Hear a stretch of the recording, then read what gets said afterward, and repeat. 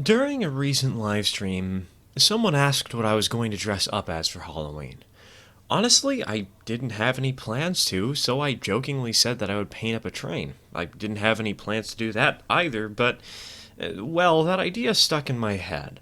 And it quickly became less of a joke, as last Thursday I woke up with some super strong inspiration to make a themed passenger car of some sort. We still had plenty of spare cars laying around thanks to the massive donation from community member TK Productions, and I soon singled out this Thomas Kincaid combination baggage coach for the project. Seems fitting to take one holiday train and make another. Looks like it's a moth. Wow. A moth died in this train. Not a sentence you get to hear every day. As with any good repaint, the first step is item disassembly. It's much easier to paint something if its individual components are separated after all, no risk of bleeding over from one into another. Since I've done this in a video once before, I won't go into great detail about what I'm doing here, but there are a few new things I did this time around that are important enough to mention. For example, I didn't know that you could remove the stovepipe from the roof of the car. It's attached with just a single screw, and removing it allows you not only to access the area behind the stovepipe, but to also keep the stovepipe black, or maybe even paint it a different color, while you repaint the main roof. The most noteworthy element of this car, however, was actually not something I had realized, but was just part of this one's design. For some reason, this combine's interior lighting was a good bit different compared to the last one. Instead of a simple circuit board for connecting the trucks and the light, this car had a light strip designed to distribute light throughout the whole car from a single bulb. Or, at least, that's what my dad said it was for. I didn't really ever get the light to work that way. But the wires were soldered to a small, removable connection. Speaking of my dad, he helped out with this part. Do those doors move on the combine? Yeah. You should put some Snickers bars in it. That'll make it more of a Halloween car. It would make it more of a Halloween car. A gondola with those little Snickers bars in it. Would also be Okay, that's a cute idea. I might have to do that. We still had to unsolder the feed wires from that connection in the end, though, because we had to pull the wires out through the bottom of the car, so this really didn't achieve much other than some extra weird steps to remove the lighting. The last thing worth mentioning here was that the handrails on the ends of the car can actually come off of the base with a little bit of force. Just be careful not to use too much force, or you might break them. Trust me, I learned that one the hard way. The current paint job on the car is a problem if we want to repaint it, as it's flat and covering up some of the car's wooden texture. It won't look as good if we just leave it in place. To get rid of it, we'll soak the car in 91% isopropyl alcohol. First, we have to find a container to pour the alcohol in so it can cover one side of the car at a time. It took me a while to find something good, but eventually I realized something.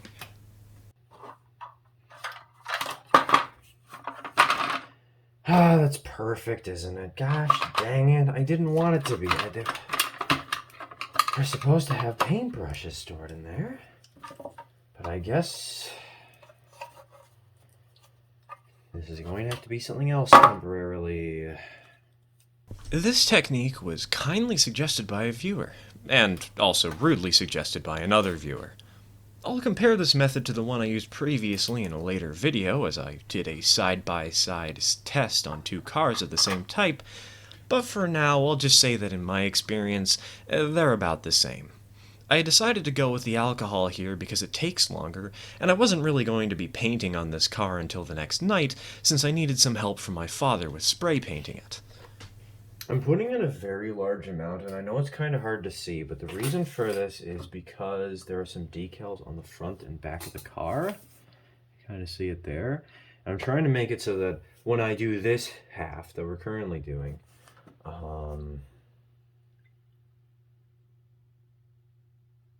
those decals are covered enough that we can rip them off. Despite having to wait for my dad's help to get significant progress done on the project, I still had a lot of energy in me and started repainting the passenger seats. However, halfway through painting them up, I had so much energy that I tried something a little silly. I honestly don't expect this to work, but it might already be softened up, and I want to try.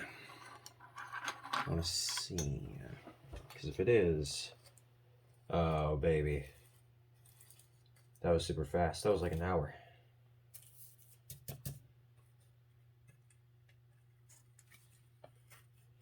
Fortunately, this stuff is a little harder on, but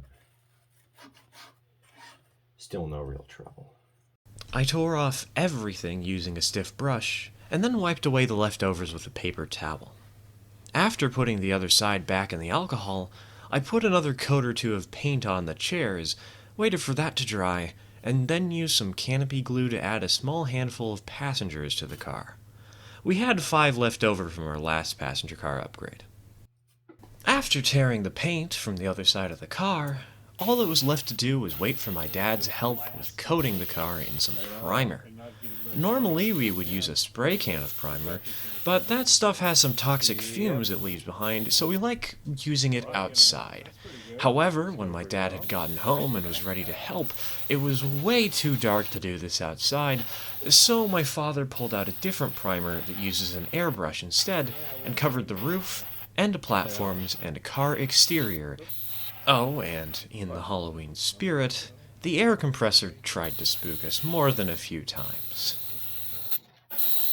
That was going good. With everything I needed primered, it was time to start painting. I began with the end platforms, coating them in black along with the handrails. Next, I slathered the exterior with a tombstone gray sort of color. I left some parts unpainted, as I knew I would come back with another color later, such as the letterboard on top of the car, which I coated in black. As we get started finalizing the paint job for this car, now is probably a good time to quickly shout out the person who really inspired this project of mine. Dave from Thunder Mesa Studios is a top-notch model railroader who has been working on a Halloween theme layout of his own for a little over a year now, and recently finished off everything just in time for this year's Halloween season. If you'd like to see more Halloween-themed trains like this, I thoroughly suggest checking out his channel, as I consider his work to be far more impressive than mine, and he has a 33-episode-long series for his Gruesome Gulch Halloween Model Railroad project. If you haven't seen him already, go check him out. After this video, of course, please don't leave me behind. Anyways, back to the show at hand. I added some black trim to the car ends to help add some color continuity to the whole thing. It felt like it helped frame the gray really well. I also painted under where the baggage doors would go for the same reason. If you have a color theme, it's important to make sure you reinforce it throughout the entirety of your car. For the passenger doors at the end of the car, I made a custom pumpkin orange by mixing together a couple of colors. Well, okay, actually it's just the cinnamon orange I used on Snickerdoodle a couple of videos ago. The color felt far more saturated than the grays and blacks I'd been using, so I tried my best to use this orange sparingly, only painting the end doors and the window frames with it to help highlight them. The window frames are probably the most annoying thing to paint on this, thanks to the very depths of the frames themselves and their very thin margins.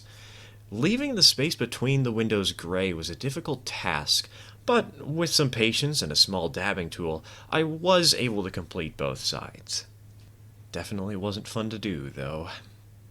After quickly painting the baggage door black, I figured the orange would look a lot better with a similar color to help ground it, but also a color that's closer in tone to the blacks and grays on the rest of the car to help try and bridge the gap and make the colors blend together better. As brown is just a dark orange, it made sense to use to help bridge the color gap, So I got about and found a sort of color that looked like it was straight out of a freshly dug grave, a dirty, earthy tone. I also tried to give the baggage door more of a pattern to it than just pitch black, but as we'll see later, I eventually went back to a simpler design. Sometimes complex doesn't always mean good. Next came the roof, which I also covered in that dirty brown. I wanted to make it distinct from the relatively devoid car sides and figured I would just reuse a color already on the car somewhere. With that said, I did wind up adding a lot more brown to the car sides in these last few steps. If this is going to be a Halloween car, wouldn't it be fitting if it were a little run down? Maybe some windows should be boarded up. And, well, brown would be a very good color for wooden boards, right? I had grabbed a few stir sticks from a recent visit to a coffee shop and decided to use some of them for this. They happen to be around a foot wide in scale, which is perfect for this job. I cut them into shape, painted them up, and attached them to the windows using some canopy glue. On the right-hand side of the train, I boarded up 2 windows, and on the left, only 1. However, to spice up the left-hand side, I decided to completely remove the baggage door and replace it with just a couple more boards. At this point, I figured the major parts of the car were basically complete and got to work putting it back together. I knew there were a few details I still wanted to fix, but I figured I could easily do so while the car was put together. I gave the car the number 4 as a reference to the Japanese language, where it can sound very similar to the Japanese word for death, and thus is an unlucky superstition in their culture. It just felt fitting. The car also didn't feel quite grimy enough, so I grabbed some pan pastels and threw them on the sides and on the roof to help make it feel even more run down. It helped to add some color diversity and texture to the whole model. And with that, the car is finished. Well, okay, it was finished until I added a few details off camera. Let me list what I neglected to record after this point. I painted the handrails and brake wheels blood red. The baggage door felt a little too complicated in design, so I painted it all brown. The baggage compartment interior felt a little too cheap, I guess, so I painted the floor brown and the walls black. I added a few more wood boards to the 2 windows and the missing baggage door, and I soldered the lights in place. I bring up the soldering in particular because I actually did part of it myself for once. I broke the lighting on accident after my father had fixed it, and since I thought my dad was asleep, I watched a quick YouTube tutorial and fixed it myself. I didn't do a perfect job, but it was good enough to get the lighting working again. I'm kinda happy with myself there. And with that, the only thing I haven't shown you is the railroad name. But why show you that individual part when I could just show it to you on the finished car? Why don't I just show it to you on the train that I'm planning to put out on our windowsill for Halloween?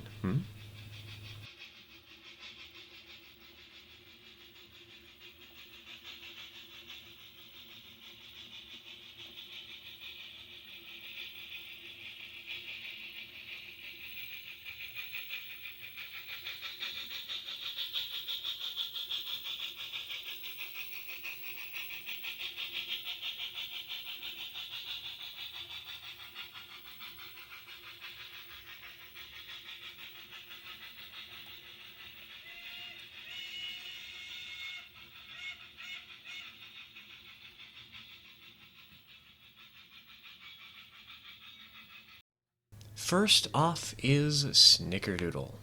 While I do have another locomotive painted up by now, Snickerdoodle's candy name, small footprint, and pumpkin orange tones make her an optimal candidate for this job. Plus, I don't want to show off the other engine just yet. I still have to give her some DCC before I finish her video and share her with you all.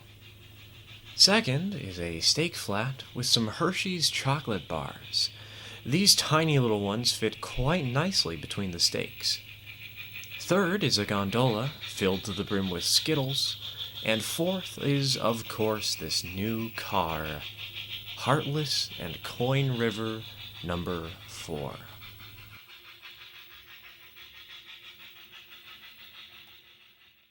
Heartless is one way to go 6 feet under, or you could describe a murderer as such. And Coin River is a reference to Greek mythology, where to get to the afterlife, the living must put coins over your eyes so that you may bring them with you and pay the ferryman to cross the river Styx. For being a quick project, finished basically in 2 nights less than a week before Halloween, I am extremely happy with the results. I'm quite proud with how I didn't overdo the Halloween themes and how this looks like it could be a regular passenger car on a regular railroad. Well, somewhat regular at least. It's still Halloween decoration. That's all I've got for you today. Like and subscribe to boost my ego, and have a happy Halloween whether you celebrate it or not. Thanks for watching till the end. Cheers, folks.